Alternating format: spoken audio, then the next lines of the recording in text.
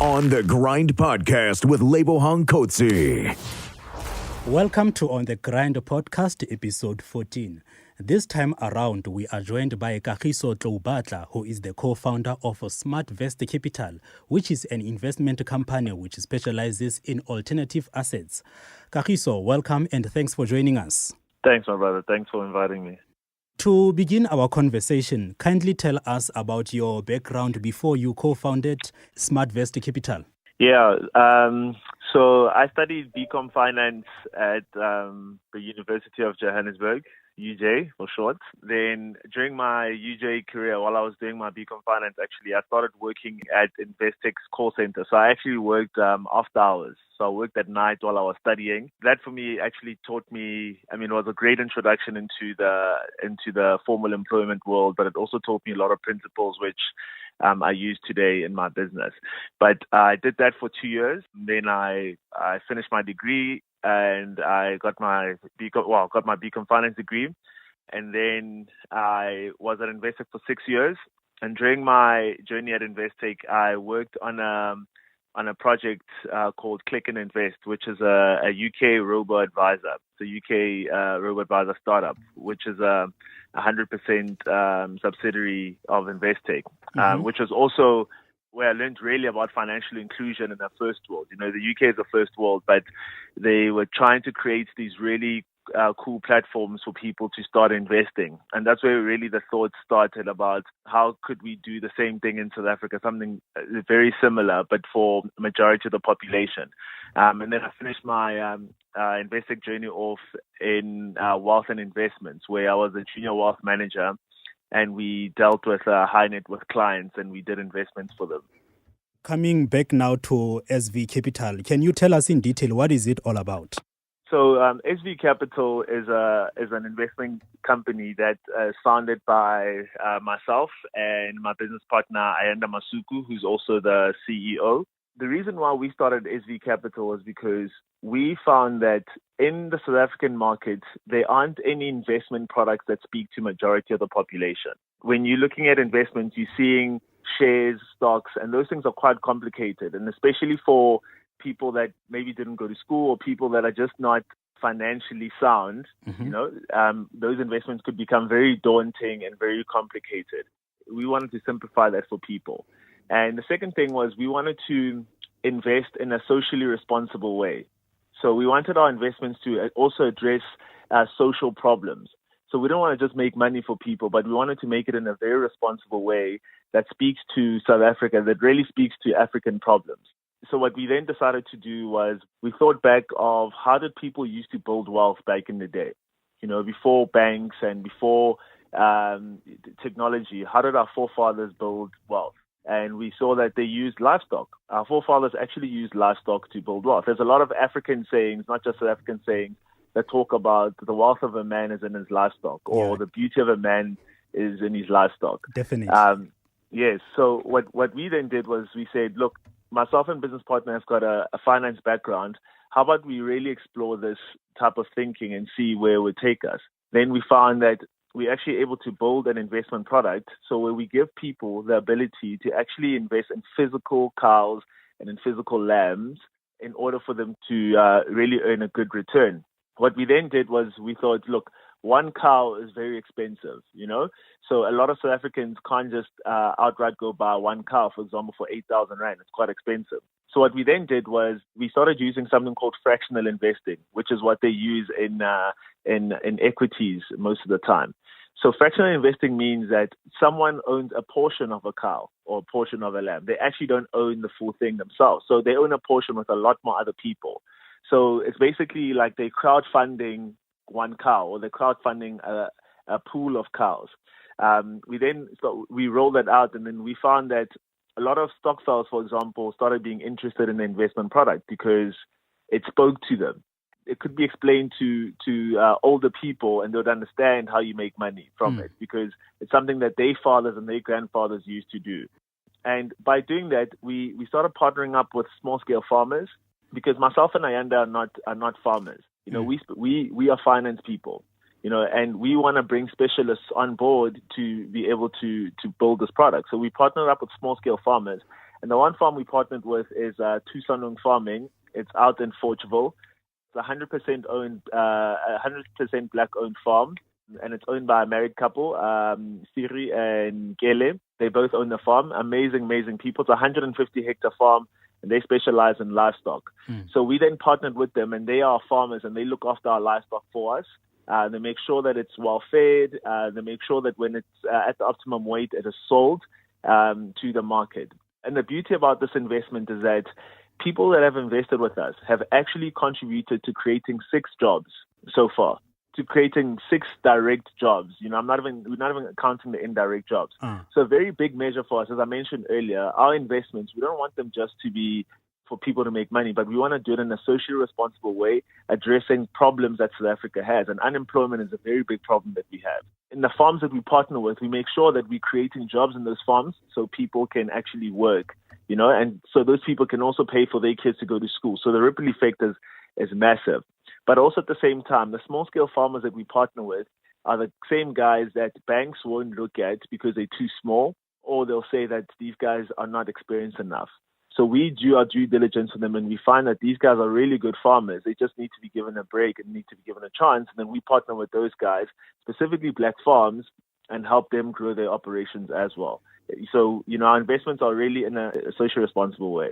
You spoke about livestock. So moving ahead, because it's an investment company, is there other classes that you'll be focusing into maybe in the coming few years?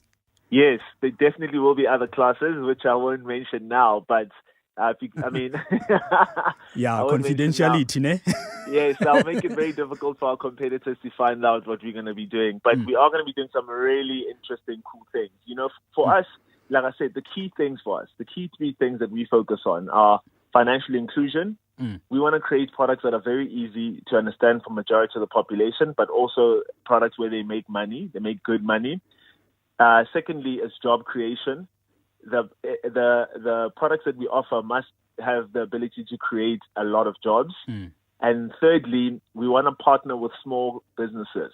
We want to partner with small businesses because they've been neglected in the market, and small businesses are essentially the people that create jobs in the market. So that's the 3 pillars that we really focus on as SV Capital. And with the products that we're going to roll out going forward, they are going to have those 3 focuses. So, you can look out for them. I mean, if you follow us on social media, we do put out anything new that comes up, we'll definitely put out. Stay tuned to On the Grind podcast. Now, let's talk about your partnership with Ayanda Masuku. How did that come about? It's an interesting story. I'll give you the short version. Yeah. So Ayanda and I actually worked at Investec together, but we didn't know each other. So we actually did not know each other initially. So weirdly enough, Ayanda was my client at Investec, but she also worked at Investec. She was an internal client. And then, she was working in the UK. We interacted quite a bit over the phone. And she said, when I come back to Investec in South Africa, we should definitely sit down and have a coffee. We must be friends. We must become friends. And then she came back, and we became really good friends. And weirdly enough, through our friendship, she was like, we must start a business together one day. We must definitely start a business together. And when the idea really popped up, it just started. The rest is history. The idea really popped up, and then we hit the ground running, and we started building this thing while we're actually still both full-time employed.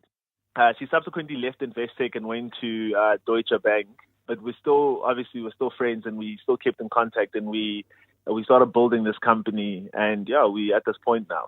So in business partnerships, do you think one should look for someone who complemented their skills? We've only gotten this far because of the fact that we're in a partnership. I think if we had to go at it alone, it would be a little bit difficult. Ayanda and I think the one thing that we are similar at is that we both have finance backgrounds, but the way we think is not the same. Is quite different. I wasn't looking for someone to complement my skills necessarily, but I was looking for someone that I knew that would help me grow SV Capital, would help me grow whatever business we really go into, but also at the same time challenge me, and not someone that's going to agree at every single step. So we have very similar backgrounds in a finance perspective, but when it comes to thinking, our thinking is actually quite different. We think differently. We apply different methodologies to problems, which is great because it kind of gives you a very good feel of a good solution. The solution's a measure of two different solutions, which is always very interesting. But yeah, it's been a really good partnership so far. We disagree. We disagree on a couple of issues, but that's really what it's about. You don't want someone that's going to sit there and agree with you all the time, because disagreeing is a good thing in some cases, because it allows you to also think differently or to hear something different, a different solution to the same problem. So let's just take a step back now. What are some of the challenges that you faced when starting out, and how did you go about overcoming them? We faced quite a lot of challenges. The one thing that we were told when we started, that when we said we're going to start an investment company, people were saying, well, you guys are too young. So that was the first thing. People saying, well, you're too young. But Ayanda and I had worked in two very advanced financial industries, being in South Africa and in the UK. So we had gained a lot of experience. The one thing that's still a challenge is funding. Okay. So Ayanda and I, when we started SV Capital, up to this point actually, we've self-funded it. We've bootstrapped, and it's a self-funded company. We funded it from our own pockets, because to get funding is quite difficult. I'm not even going to start about banks, because they're probably the worst people to ask. But yeah, they're the worst people to ask when it comes to funding any startup or any business. So that's really still a challenge to this point, but it's also a challenge that brings upon innovation. It challenges you in a different way, so you can think differently and see how you can grow your business without actually getting someone to fund it, because then you don't sell any part of your business, which is a good thing sometimes. Another challenge that we faced is building trust in the market. We deal with people's money. And as I mentioned earlier, most of our clients, really, our target market is stockpiles. And stockpiles have been plagued with so many scams at the moment. You have the triple M scam that's happened. You have some scams that are actually in the same industry as us, that they tell people that they give them investments in livestock, and then people find out that these things don't exist. So that's really been a very big issue for us, to try and create trust in the market, so people can know that we're actually a legit company and we're doing things the right way. One thing that we did to actually mitigate that, or to really help us build a really strong brand, is that we host farm days. So roughly every 3 months we host farm days. And what a farm day is we invite our investors, current clients and potential clients, onto the farm. So on Tusonong's farm in Forgeville. And they actually meet the farmers, they see the livestock, and they bring their friends and their family, and it becomes a really nice day out for them. And they interact with everyone, they interact with like-minded stockpiles, like-minded people, and we really try to create the trust that way. But we also want to make sure that you bring your family and your friends along, so they can also see what you're doing from an investment perspective. Now, coming back to you as an entrepreneur, an entrepreneurship journey can sometimes be quite difficult. We meet different challenges, not getting funding, not getting clients, that kind of thing. But how do you keep yourself motivated and focused to their goal? Yeah, that's a very good question. I'm not going to lie, it's very difficult. It's very, very challenging. And for me, what keeps me motivated and focused is the 3 pillars that I spoke about earlier, the reason why we started SV Capital. We want to be an influence in reducing the unemployment rate in South Africa and helping employ youth, young people. The whole land issue now is a very hot topic. And for us, it presents a very good opportunity for South African youth, for those that do get land, to utilize it properly, and we want to be there to be able to assist them as well. So one is really the unemployment rate for us becomes a big motivator. We want to reduce it, and we want to get it to a level that's acceptable. 2, we want to support small-scale farmers, and specifically black small-scale farmers, because for a very long time, black small-scale farmers have been ignored from a funding perspective. That motivates us. For me, when we go to the farm every time and we see Tusonong farming growing the operations every time, it's a very big motivation for us. And also, I think thirdly, for me, seeing people, ordinary people that don't need a degree, or people that are just really hard workers, or people that just work being able to invest in a product they understand, that keeps motivating us.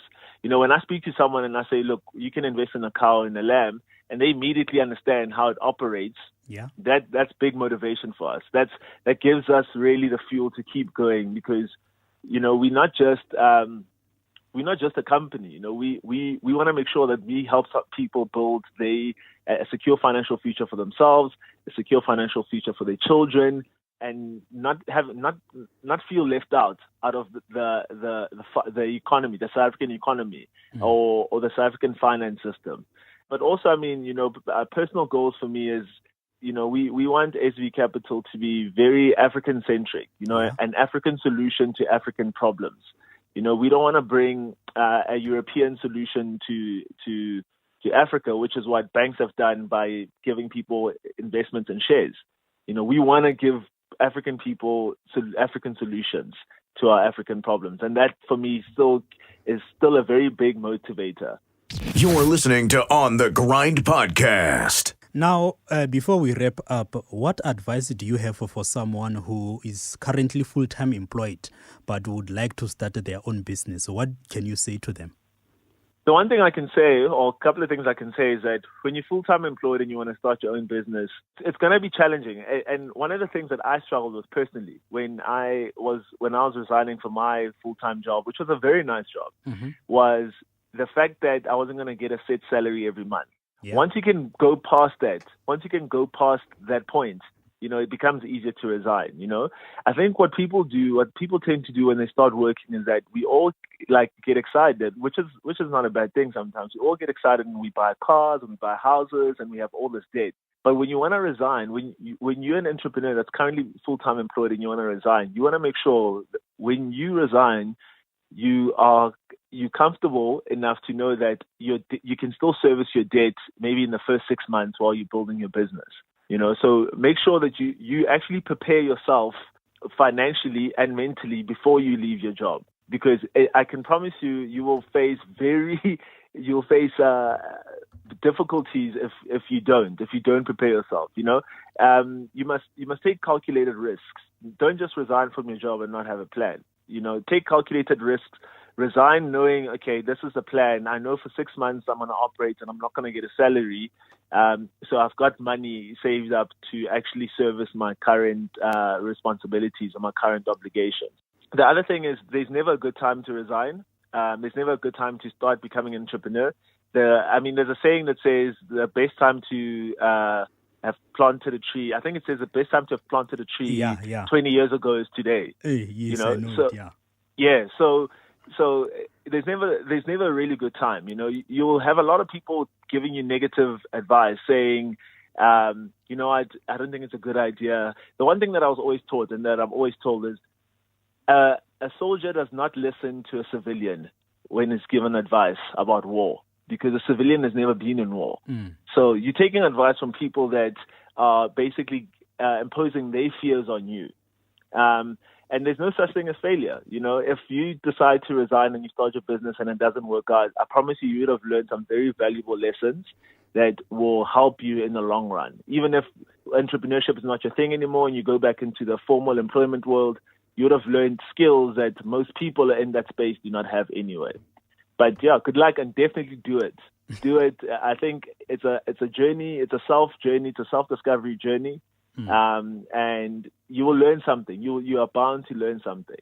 Just stay positive. Lastly, how does one go about investing with SV Capital? So you would go on our website, which is www.svcapital.co.za, and you would click on register. The button's on the top right-hand corner. You would register your details, and all the information that you require is on there. Our past performance is on our website. And if you have any questions, you can actually feel free to give us a call at any time, or there'll always be someone that will answer the phone.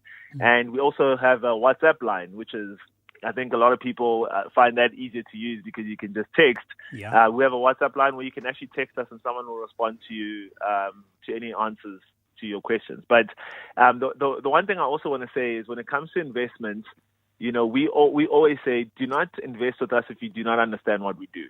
If you don't understand what we do with anything in life, before you invest, you need to understand what you're investing in. And if you don't understand, you shouldn't invest. So ask as many questions as you can until you are comfortable. Because it's your money, so you have to be comfortable. Yes. And I'll say it, no matter, even if we have an investment company, I'll keep saying it. If you're not comfortable, you shouldn't invest your money with us. We want you to be comfortable. We want you to know what you're doing.